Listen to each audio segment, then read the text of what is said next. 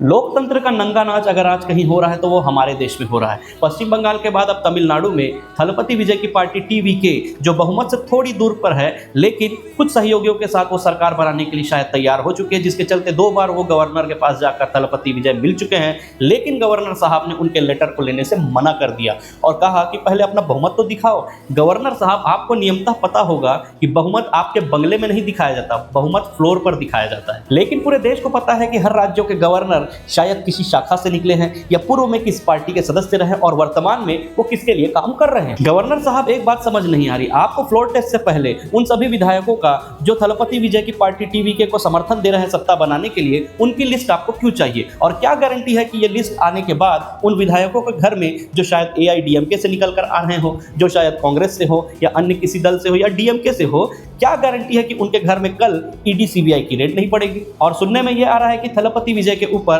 दबाव इस बात का बनाया जा रहा है कि वो एआईडीएमके से अपना गठबंधन कर ले, वो एआईडीएमके जो बीजेपी से गठबंधन करके तमिलनाडु के चुनाव में उतरी थी। मतलब साफ है कि रंगा बिल्ला यही चाहते हैं कि थलपति विजय ना कांग्रेस से समर्थन ले, ना लेफ्ट से समर्थन ले, ना अदर्स पार्टी से। बीजेपी की तो एक सीट नहीं है, लेकिन उनके सहयोगियों से वो समर्थन ले। बंगाल और असम के जनादेश को आपने चुरा लिया, लेकिन तमिलनाडु के लोगों ने जो जनादेश दिया, भले ही पूरी मेजोरिटी उसे नहीं दी, लेकिन क्या थलपति विजय अपने सहयोगी ढूंढने के लिए भी अब स्वतंत्र नहीं है? उस पर भी ये दबाव बनाया जा रहा है। खुद बीजेपी ना सही, लेकिन उनके सहयोगी दल के साथ मिलकर सरकार बनाओ। मतलब आपको सिर्फ सरकार बनाना है, उसके लिए आप किसी को कितना भी परेशान करेंगे। और सबसे दुख की बात है कि इतना नंगा नाच पूरे देश में हो रहा है और हम सब मिलकर ये देख रहे हैं और एक व्यक्ति इसके खिलाफ नहीं बोला। सबको पता है, चाहे वो बीजेपी से हो या किसी भी पार्टी से हो या किसी पार्टी से कोई रिश्ता किसी का ना हो, सब व्यक्ति को पता है, चाहे वो हिंदू मुस्लिम सिख ईसाई किसी भी धर्म किसी भी कास्ट का हो, सबको मालूम है कि खुलेआम चोरी हो रही है, खुलेआम धांधली हो रही है, खुलेआम दादागिरी हो रही है। और अब राज्यपाल को हथियार बनाकर,